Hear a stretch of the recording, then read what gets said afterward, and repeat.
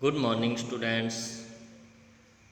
SV academy Rawla की online classes में आपका हार्दिक स्वागत है। Class 8th subject English lesson 3rd glimpses of the past. तो स्टूडेंट्स, पिछले 2 वीडियो में अपने इस लेसन को पढ़ रहे थे। हमने इसके 7 टॉपिक पढ़े थे। The martyrs, the company's conquests, British rule, Rammohan Roy,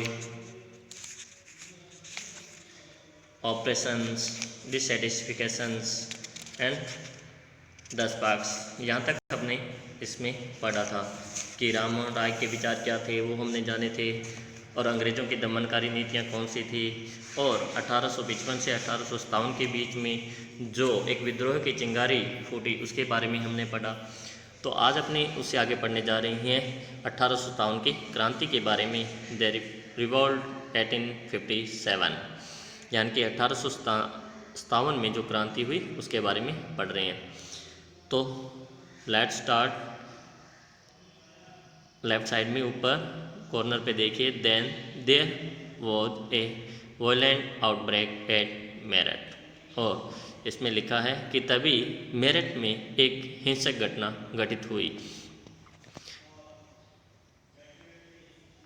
क्या हुई? द स्पॉय मार्च टू दिल्ली, और जो सिपाही थे, सैनिक थे, उन्होंने दिल्ली की तरफ मार्च किया, यानी कि वो दिल्ली की तरफ आगे बढ़े, और उन्होंने वहाँ पे जाके बहादुर शाह को अपना लीडर चुना। Long live our emperor Bahadur Shah, और उन्होंने कहा कि हमारे सम्राट बहादुर शाह अमर रहे। द रिबेलियन स्प्रेड वाइडर, यानी कि जो विद्रोही थे, क्रांतिकारी थे, वे दूर दूर तक फैल गए। Many landlords had lost their lands because of the British policies and they were sure।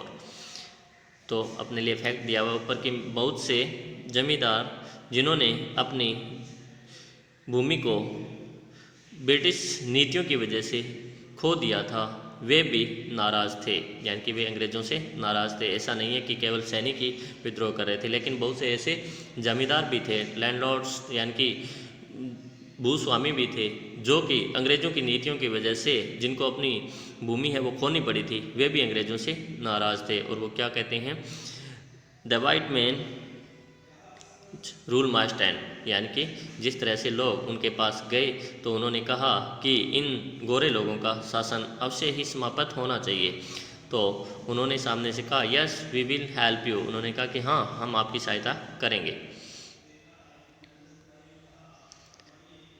अब अपना नेक्स्ट टॉपिक है 9 number, the fight of for freedom 1857, स्वतंत्रता के लिए संघर्ष। तो फैक्ट दिया हुआ है, many farmer rulers like Begum Hazrat Mahal of Lucknow were bitter, यानी कि बहुत से पुराने शासक जैसे कि बेगम हजरत महल ऑफ लखनऊ, लखनऊ से बेगम हजरत महल, वो भी क्या थी? अंग्रेज़ों के प्रति कठोर थी और अंग्रेज़ों से नाराज़ थी। The white man has taken away my kingdom, और ये बेगम हजरत महल बैठे हुए सोच रही है कि गोरे लोग मेरे साम्राज्य को बर्बाद कर रहे हैं, लूट रहे हैं। They joined the upsurge against the foreigners, इसीलिए उन्होंने भी क्या किया? जो विदेशियों के खिलाफ जो लोगों के मन के अंदर गुस्सा था, उबार था, और जो अपसर्च का मतलब उबार या चढ़ाव होता है, लोगों का जो अंग्रेज़ों के खिलाफ या विदेशियों के खिलाफ जो भी विद्रोह था उसमें शामिल हो गए। Popular leaders like Maulvi Ahmadullah of Faizabad told the peoples, Faizabad के प्रसिद्ध नेता मौलवी अहमदुल्ला ने लोगों को बताया। क्या बताया? जो नीचे दिया हुआ है, राइज ब्रदर्स राइज, द अंग्रेज इज रूइनिंग आवर लैंड्स। उसने कहा, उठो भाइयों उठो, ये अंग्रेज़ है वो हमारी भूमि को बर्बाद कर रहे हैं, यानी कि वो लोगों को प्रेरणा दे रहे हैं कि इन अंग्रेज़ों के खिलाफ जो संघर्ष है इसमें आप भी शामिल होइए। The people rose everywhere in Bareilly, Kanpur and Allahabad, यानी कि इलाहाबाद, कानपुर और बरेली, हर जगह से, हर तरफ से लोग हैं वो उस संघर्ष में शामिल हुए। अजीमुल्ला खान टोल्ड तात्या टोपे, और साथ ही अजमुल्ला खान ने तांत्या टोपे से कहा, क्या कहा था, ये फैक्ट दिया हुआ है यहाँ पे, बात जो हो रही है वो नीचे है। उन्होंने क्या कहा, we should have Peshwa Nana Saheb as our leader in this war of independence, यानी कि अजीमुल्ला खान ने तांत्या टोपे से कहा कि हमें पेशवा नाना साहेब को इस स्वतंत्रता के संघर्ष में, युद्ध में हमारे नेता के रूप में रखना चाहिए। द पैट्रियट्स पाउंस्ड अपॉन, ये फैक्ट दिया हुआ है, the patriots pounced upon the British and fought paced battle all over north India, यानी कि देशभक्त थे वो अंग्रेज़ों के ऊपर टूट पड़े और उन्होंने एक संपूर्ण उत्तर भारत के अंदर एक घमासान युद्ध लड़ा। फोर्ट पेस्ड बैटल का मतलब होता है घमासान युद्ध। फोर्ट मीन्स लड़े, नॉर्थ इंडिया उत्तरी भारत, यानी कि ये फैक्ट दिया गया है कि उत्तरी भारत के अंदर जो भी देशभक्त थे वो अंग्रेज़ों के ऊपर टूट पड़े और उन्होंने घमासान लड़ाइयाँ लड़ी। 80-year-old Kunwar Singh of Bihar received A bullet in his rest. Bihar के 80 वर्षीय कुंवर सिंह को अपनी कलाई के अंदर एक गोली लगी और उसने कहा, mother Ganga this is my last offering to you, और उसने कहा, हे माँ गंगा मेरी यह आपको अंतिम भेंट, और उसने कहा कि माँ गंगा मेरी यह आपके लिए अंतिम भेंट है। तो इस लेसन के अंदर हमने कुछ पास्ट की झलकियों को देखा जिसमें अंग्रेज़ों के शासन से रिलेटेड, उनकी दमनकारी नीतियों से रिलेटेड और जो 1857 का संघर्ष था उसकी एक झलकी मात्र, क्योंकि ये एसएसटी का लेसन है जिसमें हिस्ट्री का लेसन है जिसको वहाँ पर ज़्यादा अच्छी तरह से अपने पढ़ सकते हैं। अब हम इसका होमवर्क करेंगे जिसमें हार्ड, मेन और कॉम्प्रिहेंशन चेक के क्वेश्चन आज करेंगे, बाकी नेक्स्ट वीडियो में करेंगे। तो देखते हैं हार्ड वर्ड और कॉम्प्रिहेंशन चेक के क्वेश्चंस। देखते हैं इसके हार्ड वर्ड। तो आप हेडिंग डालेंगे lesson 3 glimpses of the past. Word mean glimpse का मतलब होता है झलक। पिक्टोरियल का मतलब होता है चित्र में, यानी कि जिसमें चित्रों के साथ स्पीच बबल दिए हुए हों। मार्टियर्स शहीद, सैक्रिफाइस बलिदान, कंक्वेस्ट विजय, वेपन्स हथियार, शॉर्ट साइटेड अदूरदर्शी, रिवेलरीज प्रतिद्वंदिता होड़, सबड्यू अधीन करना, रिएक्ट प्रतिक्रिया, डेस्टिनी भाग्य, डिथ्रोन्ड राजगद्दी से उतारना, सिंहासन से उतारना, स्कॉन्ड अपमानित, इम्पोर्ट ड्यूटी आयात शुल्क, इम्पोर्ट ड्यूटी आयात शुल्क, क्रिपल पंगु बनाना, नष्ट कर देना, अपंग, डिस्पाइज घृणा करना, नफरत करना, सुपरस्टिशन अंधविश्वास, सुपरस्टिशन अंधविश्वास, इसेंस सारांश या मूल तत्व, सब्जेक्ट्स प्रजा, ऑपरेशन दमन अत्याचार, ट्रायल मुकदमा चलाना, एक्सपोर्ट निर्यात, वीवर्स बुनकर,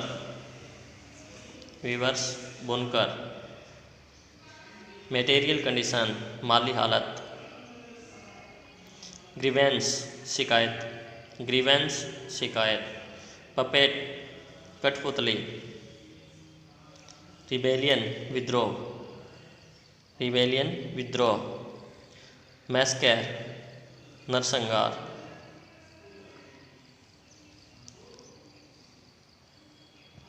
तो एक बार मैं इनको हाईलाइट कर रहा हूँ, आप वीडियो को पॉज करते हुए इनको आराम से लिख सकते हैं।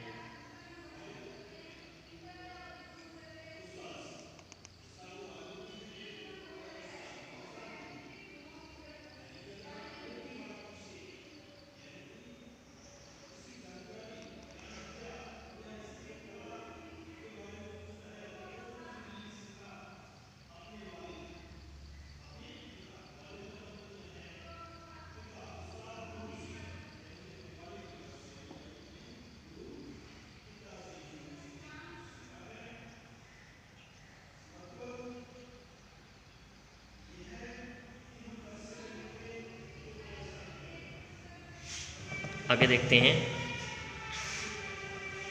पिटेंस, शुद्ध वेतन, अलग वेतन, यानी कि जिस तरह से बोले कि एक दान के रूप में देना किसी को। यद्यपि वो कठिन मेहनत कर रहे थे, परिश्रम कर रहे थे, लेकिन उसके बाद भी उन्हें बहुत कम वेतन मिलता था, इसलिए यहाँ पे वर्ड यूज किया गया पिटेंस, शुद्ध वेतन, अलग वेतन। एबोलिश, नष्ट करना या समाप्त करना। एग्जीक्यूटेड, मार डाला, एग्जीक्यूटेड, मार डाला। ग्रीज, चर्बी। फैट, वसा या चर्बी। ह्यूमिलिएटेड, अपमानित, ह्यूमिलिएटेड, अपमानित। अपसर्च, चढ़ाव, उबाड़। पैट्रियट्स, देशभक्त। पिच्ड बैटल्स, घोर या घमासान युद्ध, घोर या घमासान युद्ध। कॉम्प्रिहेंशन चेक के क्वेश्चन देखते हैं। Look at picture 1 and recall the opening lines of the original song in Hindi, यानी कि पिक्चर फर्स्ट को देखिए और हिंदी के अंदर जो उसका वास्तविक संगीत है उसको याद कीजिए। हु इज़ द सिंगर, और उसके सिंगर कौन है, गायक कौन है। Who else do you see in this picture, और इसके अलावा तुम इस तस्वीर में अन्य किसे देखते हो। तो अपने लेसन जहाँ स्टार्ट किया था उसी की बात हो रही है कि उसमें जो पिक्चर फर्स्ट थी उसमें जो एक औरत गाना गा रही है वो कौन है। जैसा कि ये आप देख सकते हैं कि इस फर्स्ट पिक्चर के अंदर अपने को क्वेश्चन इसी के बारे में पूछ रहा है कि एक तो ये जो सॉन्ग गाया जा रहा है उसकी ओरिजिनल फर्स्ट लाइनें कौन सी है। उसके अलावा ये 3 व्यक्ति जो आपको दिखाई दे रहे हैं इनके बारे में बताना है। तो मैं बता दूं कि ये औरत जो है वो है लता मंगेशकर, और इसने जो सॉन्ग गाया था उसकी प्रथम पंक्तियाँ थी ए मेरे वतन के लोगों। और अपने को जो ये तस्वीर में दिखाई दे रही हैं इस लता मंगेशकर के बिल्कुल करीब आप देख सकते हैं कि first prime minister Pandit Jawaharlal Nehru, second में अपने देख सकते हैं डिप्टी प्राइम मिनिस्टर कौन थे, लाल बहादुर शास्त्री, और थर्ड में अपने देख सकते हैं इंदिरा गांधी। तो इसी के बारे में पूछा गया है। तो देखते हैं क्वेश्चन का answer. The opening lines of the original song are ए मेरे वतन के लोगों, the singer is Lata Mangeshkar, we can see in this picture the prime minister Pandit Jawaharlal Nehru, the deputy prime minister Lal Bahadur Shastri and Shrimati Indira Gandhi. अपने से यही क्वेश्चन किया गया था कि पहली तस्वीर के अंदर जो सॉन्ग है उसकी शुरुआती पंक्तियां कौन सी है। तो अपने लिखिए ए मेरे वतन के लोगों, और हु इज़ द सिंगर, तो the singer is Lata Mangeshkar. Who else do you see in this picture, तो we can see in this picture the prime minister Pandit Jawaharlal Nehru, the deputy prime minister Lal Bahadur Shastri and Shrimati Indira Gandhi who later became prime minister, यानी कि जो बाद में अपने भारत की प्रधानमंत्री भी बने। सेकंड है इन picture second what do you understand by the companies superior weapons, यानी कि जो अपने कंपनीज कॉन्क्वेस्ट में पढ़ा था और उसमें अपने एक पंक्ति देखी थी कि उनके पास with its superior weapons the British East Indian company was extending its power in 18th century. ये अपने यहाँ पे देख सकते हैं कि लिखा हुआ है with its superior weapons the British East India Company was extended its power in 18th century India. तो उसका मतलब क्या है, सुपीरियर वेपन्स का मतलब क्या है, आप क्या समझते हैं। यानी कि जो अप टू डेट हो उनके पास, यानी कि उस समय के हिसाब से आधुनिक हथियार थे। कहने का मतलब the companies superior weapons means the companies superior weapons means more advanced gun, more advanced guns and artillery ARTILLERY लिखा हुआ है, artillery of the east India company. Companies superior weapons means more advanced guns and artillery of the east India company. आगे देखते हैं, एक बार मैं इनको highlight कर दूं आंसर।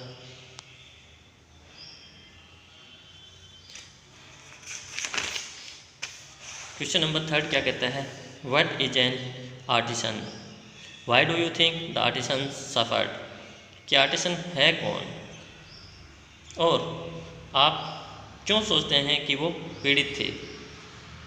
तो आर्टिसन होता कौन है, सबसे पहले उसके बारे में देखते हैं। An artisan is one who is skilled in making useful products without use of machines, कि एक आर्टिसन एक वो व्यक्ति है जिसके अंदर बिना मशीनों के उपयोग किए हुए ही उपयोगी उत्पादन या प्रोडक्ट्स उत्पाद बनाने का कौशल होता है। बाय हिज ओन हैंड्स, केवल अपने हाथों के द्वारा।